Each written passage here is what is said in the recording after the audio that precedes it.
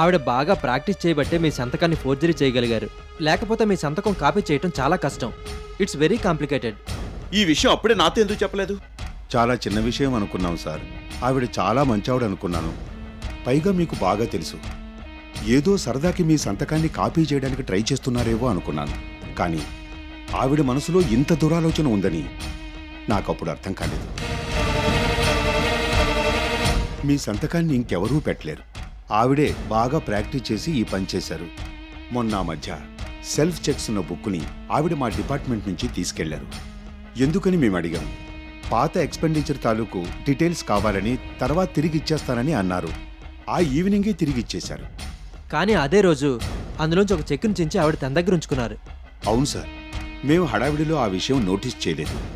ఆవిడ self checks ఉన్న book తిరిగి పంపించేయగానే మేం దాన్ని ఎప్పట్లాగానే లాకర్లో పెట్టి తాళం వేశాం. చెక్స్ అన్నీ ఉన్నాయో లేదో వెరిఫై చేయలేదు. మాకసలు ఆవిడ అలాంటి పని చేస్తుందన్న అనుమానమే లేదు కదా, అందుకే చూసుకోలేదు. అదే వీళ్ళు చేసిన పొరపాటు సార్. ఆవిడ మీ నమ్మకాన్ని దారుణంగా వమ్ము చేశారు. మీరిచ్చిన అవకాశాన్ని దుర్వినియోగం చేసుకున్నారు. నోనో, మీరెంత చెప్పినా నాకు నమ్మకం కుదరటం లేదు. ఎక్కడో ఏదో పొరపాటు జరిగింది. లేదు సార్, మేమన్నీ వెరిఫై చేసే మీకు ఈ విషయం చెబుతున్నాం. అందుకే ఇంత సమయం పట్టింది. అసలు శ్రీదేవి గారి మీద నింద వేసే ముందు మేమన్నీ 1కి 10 సార్లు చెక్ చేసుకోవాలి కదా సార్. అలా చేసే మీకు ఈ సంగతి చెప్తున్నాం. ఆవిడ ఈ పని చేశారనడంలో ఎటువంటి అనుమానం లేదు సార్. ఆవిడకి ఏ దురుద్దేశం లేకపోతే మీ సంతకాన్ని ఎందుకు ప్రాక్టీస్ చేసి ఉండేవాళ్ళు? అసలు అంత అవసరం ఆవిడకే ఉంది. ఆవిడే మీ సంతకాన్ని ఫోర్జరీ చేశారని ఖచ్చితంగా చెప్పొచ్చు. మీ సిగ్నేచర్ని ఎవరు ఫోర్జరీ చేసినా మీరు స్ట్రిక్ట్ యాక్షన్ తీసుకుంటారని పొద్దున చెప్పారు. మీరు ఇంకేం ఆలోచించకండి సార్. ఆవిడ నిలదీయండి. తప్పేలాగా ఒప్పుకుంటారు. కొన్నాళ్ళు ఆఫీస్ నుంచి సస్పెండ్ చేయండి. నేనేం చేయాలో నాకు బాగా తెలుసు. నాకు నువ్వేం చెప్పక్కర్లేదు. I'm sorry sir. మీకు ఇలా జరిగిందన్న ఆవేశంలో ఇలా మాట్లాడాను. నన్ను అపార్థం చేసుకోవద్దు. ఆవిడే ఈ పని చేశారని ఆఫీసులో అంతా అంటున్నారు. ఇక ఆ తర్వాత మీ ఇష్టం. నిర్ణయం మీ చేతుల్లోనే ఉంది.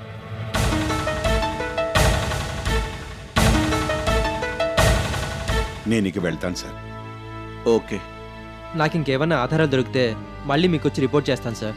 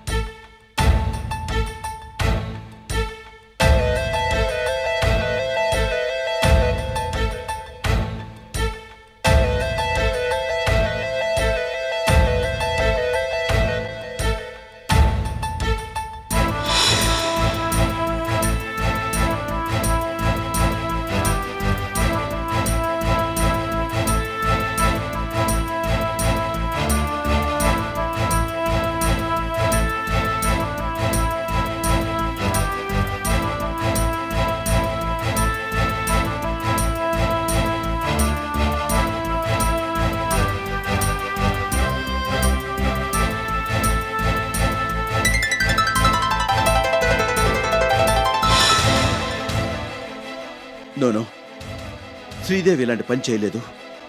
ఎక్కడో ఏదో పొరపాటు జరిగింది. అదేంటో తెలుసుకోవాలి.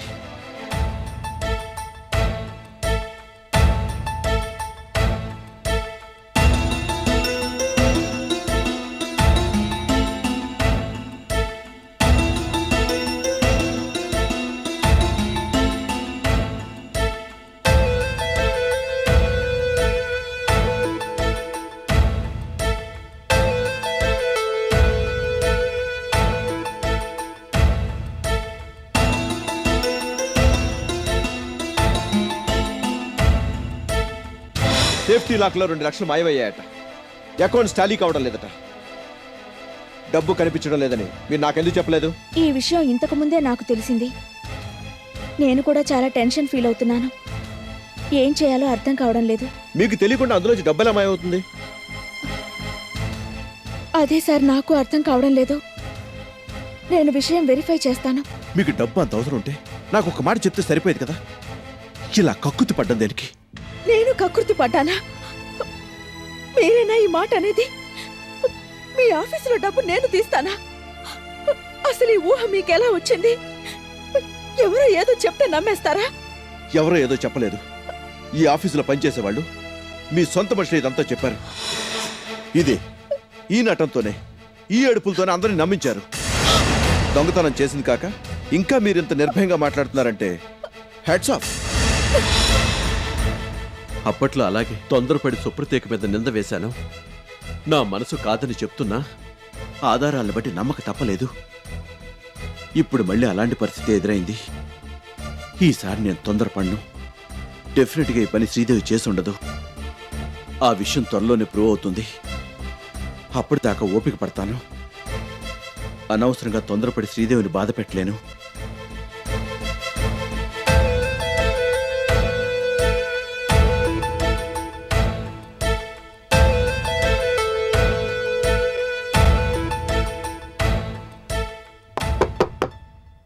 Yes, come in.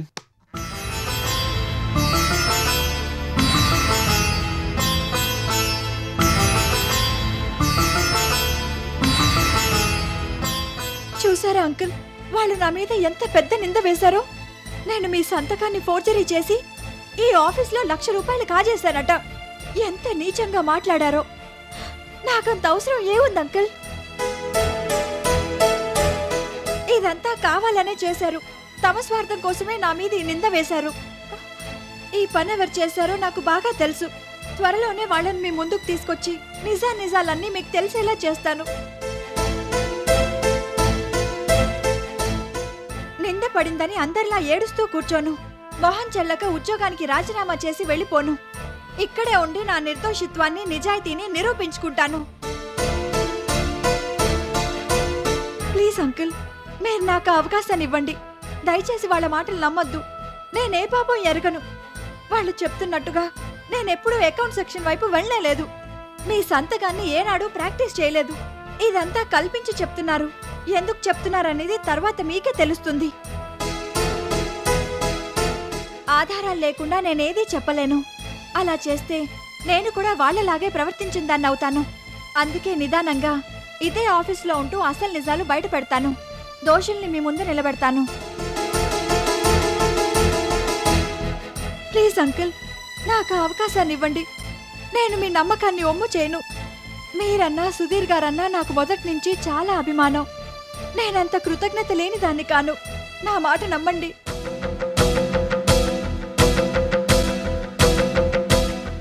ఏంటి అంకుల్ అలా చూస్తున్నారు? వాళ్ళు చెప్పింది నమ్మారా? నేను నిజంగానే మీ సంతకాన్ని ఫోర్జరీ చేశాను అనుకుంటున్నారా? లేదమ్మా, వాళ్ళు ఎన్ని మాటలు చెప్పినా నాకు అలా అనిపించలేదు. అదే విషయాన్ని వాళ్ళతో క్లియర్గా చెప్పాను. నీ సంగతి నాకు బాగా తెలుసు.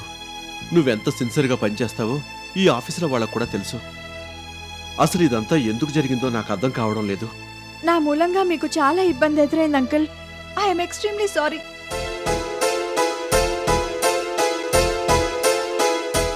నేనేదో ఇలా అన్నానని మీరు నా మాట మన్నించాల్సిన పని లేదు అంకుల్. మీ మనసులో ఏ మూలైనా నా మీద అనుమానం ఉంటే ఆ విషయం ఫ్రాంక్గా చెప్పేసేయండి. నేనేం అనుకోను. మీ పరిస్థితిని అర్థం చేసుకోగలను. మీకే ఇబ్బంది కలిగించను. మీరు వాళ్ళ మాటలు నమ్మితే గనక నన్ను సస్పెండ్ చేయండి అంకుల్. నా మీద ఎంక్వైరీ చేయించండి. లేదమ్మా, నాకు నీ గురించి బాగా తెలుసు.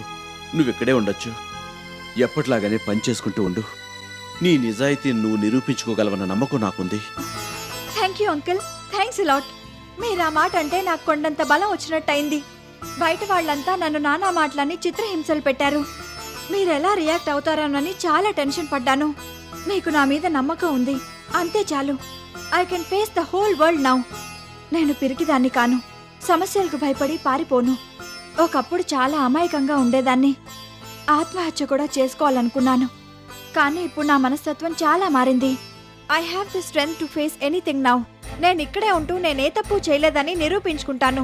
వాళ్ళందరూ నాకు క్షమాపణలు చెప్పే రోజు కోసం ఎదురు చూస్తాను. నాకు ఆ ధైర్యాన్ని, బలాన్ని ఇవ్వమని ఆ భగవంతుణ్ణి వేడుకుంటున్నాను. మీరు కూడా నన్ను ఆశీర్వదించండి uncle. Wish you all the best అమ్మా. నా బ్లెస్సింగ్స్ ఎప్పుడూ నీకుంటాయి. ఇలా జరిగినందుకు నేను చాలా ఫీల్ అవుతున్నాను. కానీ వాళ్ళందరి ముందు నిన్ను వెనకేసి రావడం నాకు ఇష్టం లేదు. అలా చేస్తే నీ పట్ల నేను పార్షియల్గా ఉన్నానని అంటారు. నన్నేమనుకున్నా పర్వాలేదు. నిన్ను చులకం చేస్తూ వాళ్ళు మాట్లాడకూడదు. అది నాకు ఇష్టం ఉండదు. అందుకే నేను నిన్ను వాళ్ళ ఎదురుగా సపోర్ట్ చేయదలుచుకోలేదు. పర్వాలేదు uncle. I can understand your situation. ఈ ఆఫీస్లోనే ఉంటూ నా నిజాయితీని నిరూపించుకునే అవకాశాన్ని మీరు నాకు ఇచ్చారు. అంతే చాలు. I will definitely prove my integrity and sincerity. I'm sure about it. All the best and be brave. Thank you very much uncle. నేను వస్తాను. సరే.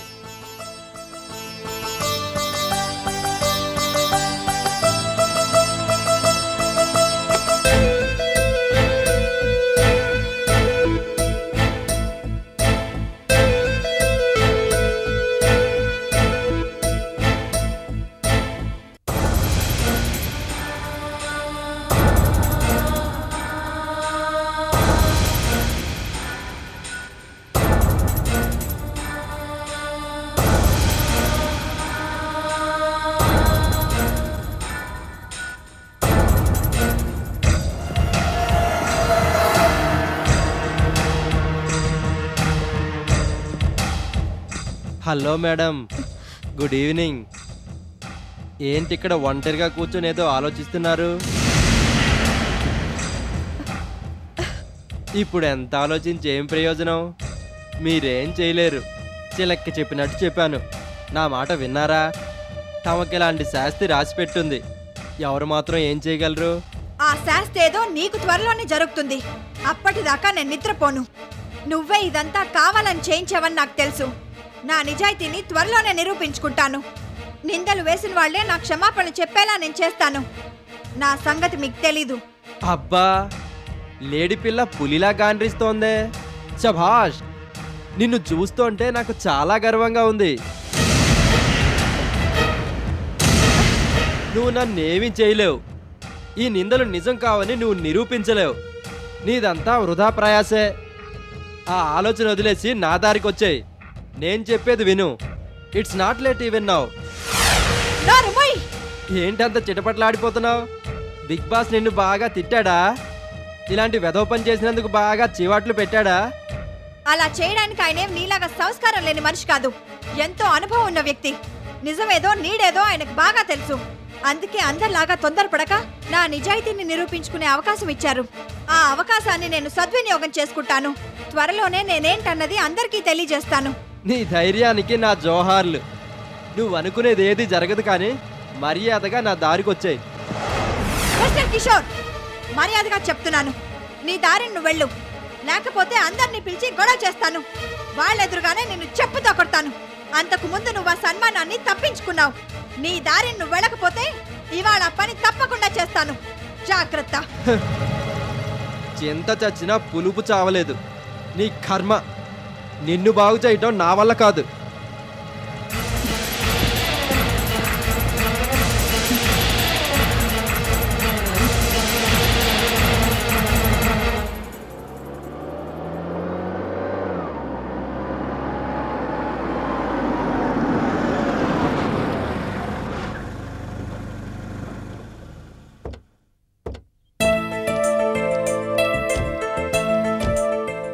ఆ సూట్ కేసు పట్టుకుని నాతో పాటు లోపలికి రా. అలాగేనయ్యా.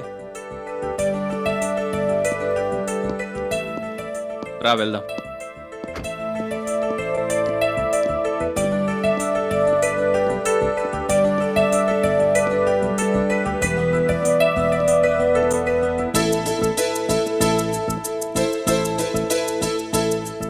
నువ్వు ఆ సూట్ కేసు అటు పక్కగా పెట్టి ఇక్కడే నిలబడుండు.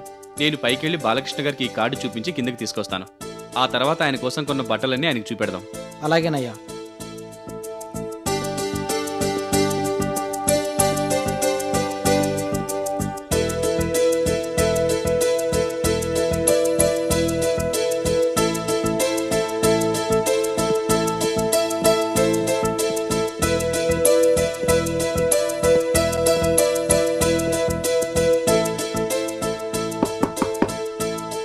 Yes, come in. రండి, లోపలికి రండి. మీకోసం ఎదురు చూస్తున్నాను. Please have a seat.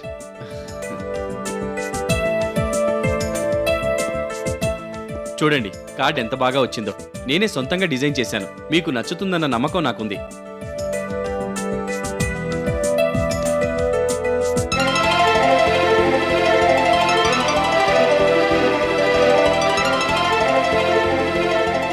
Wow, excellent. ఈ కార్డు మీ టేస్ట్కి అద్దం పడుతుంది. Really great. మీలో ఇంత మంచి ఆర్టిస్ట్ ఉన్నాడని నాకు ఇవాళే తెలిసింది. ఆర్టిస్ట్ అన్న పెద్ద పదం వద్దులేండి. నాకు పాత కార్డులేవి నచ్చలేదు, అందుకే కొత్తగా డిజైన్ చేయించాను. మీకు నచ్చింది అంతే చాలు. నిజంగా చాలా బాగుంది. మీకోసం మీరు పెళ్లి రోజు ఆ తర్వాత వేసుకోవాల్సిన బట్టలు కొని నేను సెలెక్ట్ చేశాను. I hope you like my taste. Definite గా. అయినా మీరెంతో అభిమానంతో సెలెక్ట్ చేసిన బట్టలు కాదని ఎలా అంటాను? లేదు, మీకు అవి నచ్చకపోతే మొహమాట పడకుండా చెప్పేయండి, నేను మళ్ళీ సెలెక్ట్ చేస్తాను. అయ్య బాబోయ్, మీ ఓపిక జోహార్లు. అదేం కాదండి, ఈ పెళ్లి కోసం నేను ఎన్నాళ్ళుగానో ఎదురు చూస్తున్నాను. ఈ పనులు చేయడం నాకు ఎంతో ఆనందాన్ని కలిగిస్తోంది. ఒకే పని 2 సార్లు చేస్తుంటే విసుగు కలగకపోగా మరింత సంతోషం దొరుకుతోంది. నేను ఎగ్జాజరేట్ చేయడం లేదు, ఉన్నమాటే చెప్తున్నాను. మీది ఎంతో ఉన్నతమైన మనస్తత్వం. మిమ్మల్ని అర్థం చేసుకోవడానికి నాకు చాలా కాలం పట్టింది. అదేం లేదులేండి. అయితే ఈ కార్డు మీకు నచ్చినట్టే కదా? బ్రహ్మాండంగా, అందులో అనుమానం ఏం లేదు. Very good. సుప్రతికి కూడా ఈ కార్డు నచ్చింది. ఈ కార్డు ఎవరికి నచ్చ చెప్పండి. It's really looking very different. నా జీవితంలో ఎంత ఆలస్యంగా పెళ్లి చేసుకుంటున్నందుకు ఇవాళ నాకు సంతోషంగా ఉంది. నా పెళ్లికి ఇలాంటి కార్డు ప్రింట్ అవ్వాల్సిన యోగం ఉంది మరి, అందుకే ఎన్నాళ్ళు పట్టిందేమో. మీరు భలేవాళ్ళండి. రండి కిందకి వెళదాం. మీరు బాగా ఫేర్గా ఉంటారని ఎక్కువగా డార్క్ కలర్సే సెలెక్ట్ చేశాను. మీకు అందులో ఏదైనా నచ్చకపోతే ఫ్రాంక్గా చెప్పేసేయండి. ఎంతసేపు చిటికలో మార్పించేస్తాను. అలాగే, మీ ఇష్టం. ఎండలో వచ్చారు, బట్టలు తర్వాత చూడొచ్చు. ముందు కొంచెంసేపు అలా కూర్చోండి. ఏదైనా జ్యూస్ తెప్పిస్తాను, తాగా కిందకెళ్దాం. అమ్మో, అప్పటిదాకా నేను ఓపిక పట్టలేను. జ్యూస్ దేవుంది, తర్వాతైనా తాగొచ్చు. మీకు ముందు నేను సెలెక్ట్ చేసిన బట్టలు చూపించేయాలి. అవి మీకు నచ్చితే హమ్మయ్య అని ఊపిరి పీల్చుకోవాలి. ముందు ఆ పని అయిపోతే ఆ తర్వాత తీరిగ్గా కాఫీలు, టీలు, జ్యూస్లు తాగొచ్చు. సరే, మీ ఇష్టం. పదండి కిందకెళ్దాం.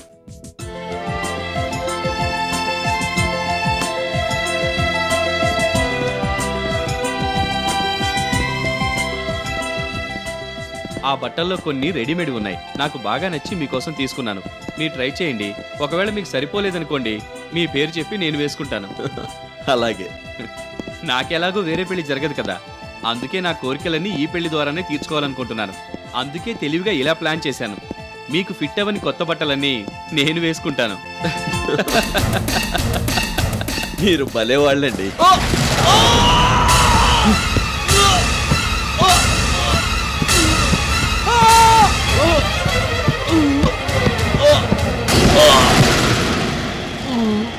రమేష్ గారు,